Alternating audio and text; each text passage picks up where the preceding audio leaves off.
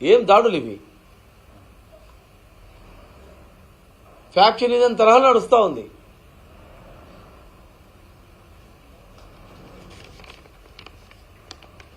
Election అధికారులకు phone చేస్తే వాళ్ళకి అసలు మాకు సంబంధం ఏం లేదు, పోలీస్ చేస్తుంది అనే రీతిలో ఉందంట.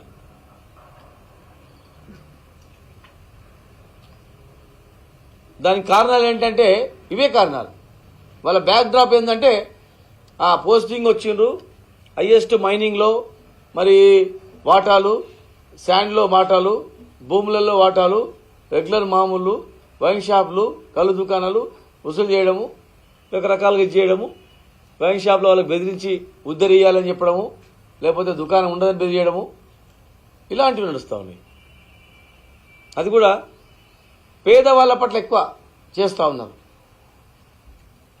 మరి పనికిరారా వీళ్ళు రాజకీయంగా? వద్దనే ఏం దాడులు ఇది? మేము ప్రజాస్వామ్యబద్ధంగా నడపండి అని చెప్తున్నాం, సమానంగా చూడండి అని చెప్తున్నాం. మేము మా వాళ్ళు తప్పు చేస్తే మీరు శిక్షించండి, కానీ ఏకపక్షంగా ఇవాళ ఎట్లుందంటే రాష్ట్రంలో అందరు ఏకమైన. బీఆర్ఎస్ఏ లేదన్నారు కదా, బీఆర్ఎస్ఏ లేదన్నప్పుడు ఎందుకంత భయం? బీఆర్ఎస్ఏ లేదని మీరు అన్నప్పుడు అందరు ఐక్యం కావాల్సిన అవసరం ఏంటి? ఇంత భయం పడాల్సిన అవసరం ఏముంది? ఫ్రీగా వదిలిపెడితే మరి ఓట్లేసి మీరే వస్తారు కదా, పార్టీ లేనప్పుడు. అందరూ జాతీయ స్థాయిలో ఉన్న కొట్లాడుకొని ఇక్కడ అందరూ ఐక్యమైపోయి ఒక్కరిని ఎదుర్కోలేక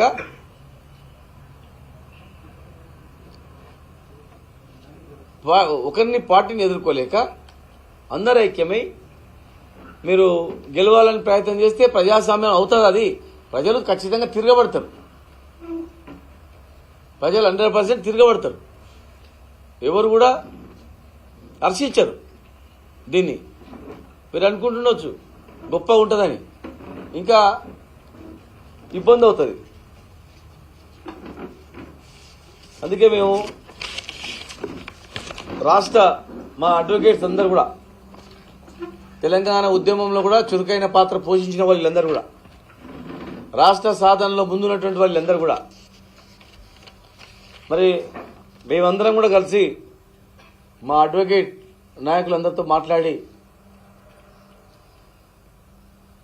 ఎలక్షన్ కమిషన్ ఆఫ్ ఇండియా కూడా మేము లెటర్ రాస్తా ఉన్నాం. ఎలక్షన్ కమిషన్ ఆఫ్ ఇండియాకు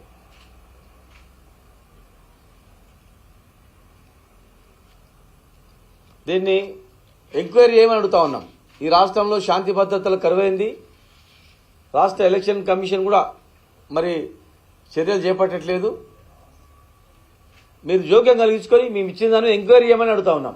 మీరు ఎంక్వైరీ చేయండి, మాకు తప్ప కరెక్ట్ అనేది ఇందులో ఉన్న కొన్ని అంశాలు ఇచ్చినాం. కొంతమంది పరిశీలకులు పంపండి, నిజాయితీ గల అధికారులను పంపండి, వెరిఫై చేయండి.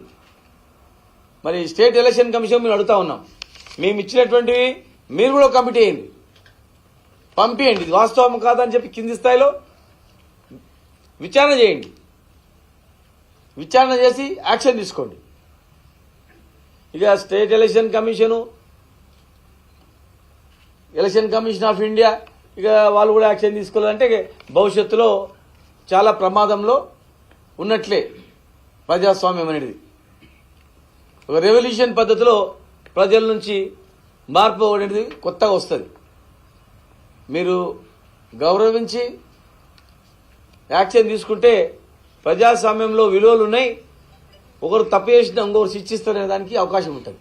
లేకపోతే మొత్తం మార్చేసేయండి, మొత్తం టోటల్గా వ్యవస్థనే మార్చేసి మీ ఆధీనంలో పెట్టుకోండి. డైరెక్ట్గా ఎలక్షన్సే లేకుండా కొట్టడం ఏంది, బెదిరియడం ఏంది, దౌర్జన్యం చేయడం ఏంది, ఇళ్ల మీద పోయి అర్ధరాత్రి పోయి మహిళలు ఉంటే మహిళలను భయపెట్టించడం ఏంది, చిన్నపిల్లలను భయపెట్టించడం ఏంది, మీ నాన్న జాగ్రత్త, మీ నాన్న జాగ్రత్త, మీ అన్న జాగ్రత్త అని చెప్పడం ఏంది? అంటే ప్రజాస్వామ్యం ఎక్కడ పోతా ఉంది? అసలు ఈ జిల్లాలో యంత్రాంగం ఉందా? కనిపిస్తుందా? మీడియా, సోషల్ మీడియా చూస్తున్నారా? పేపర్ చూస్తున్నారా? కనీసం బయట ఎంక్వైరీ చేస్తున్నారా? చిన్న జిల్లాలో అయితే అడ్మినిస్ట్రేషన్ బాగుంటుందని కోరుకొని మేము అందరినీ ఒకే దగ్గర అడ్మినిస్ట్రేషన్ తీసుకొచ్చినాం. కానీ ఇలా పరిస్థితి ఘోరమైన పరిస్థితి చూస్తూ ఉన్నాం. మేము ఊహించలే. మాకెందుకు బాధ అంటే రాష్ట్రం తెచ్చిన వాళ్ళం మేము, రాష్ట్ర సాధనలో ఉన్న వాళ్ళం మేము, కేసీఆర్ గారు వెంబడి ఉద్యమ నాయకుని వెంబడి నడుం బిగించిన వాళ్ళం మేము, జైలుకు పోయిన వాళ్ళం మేము. మా రాష్ట్రం బాగుండాలని మేము కోరుకుంటాం, అన్ని రంగాల్లో అభివృద్ధి ఉండాలని కోరుకుంటాం. కానీ నియమావళి ఉల్లంఘించి భయభ్రాంతులకు గురి చేసి ఆడవాళ్ళను కూడా భయపెట్టించి చేయడం అనేది మంచి పద్ధతి కాదు. ఇప్పటికైనా సజావుగా ఎన్నికలు జరిగేటట్టు చేయండి. ఒకవేళ ఎలాంటి సంఘటనలు జరిగినాయంటే రేపు ఖచ్చితంగా పెద్ద ఎత్తున ఆందోళన చేస్తాం. మేము వదిలిపెట్టాం. ఇలాంటి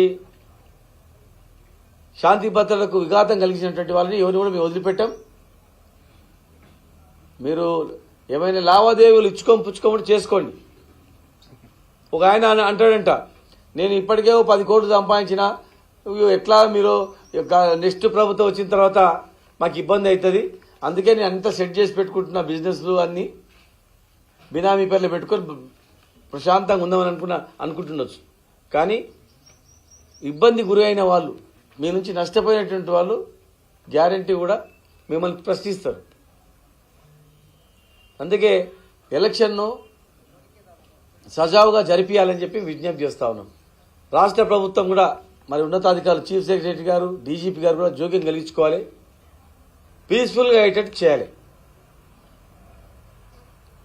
ఇలాంటి దాడులు బడుగు బలహీన వర్గాలపైన, ఎక్కువగా వికలాంగులపైన, ఎస్సీ ఎస్టీలపైన వీళ్ళని ఎవడు అడగడు, వీళ్ళని చేస్తే ఏం కాదు, చంపితే కూడా ఏం కాదు, కొడితే కూడా ఏం కాదు అనే విధానం చూస్తే మాత్రం ఖచ్చితంగా ఇది అవుతుంది. ఈరోజు ఫోన్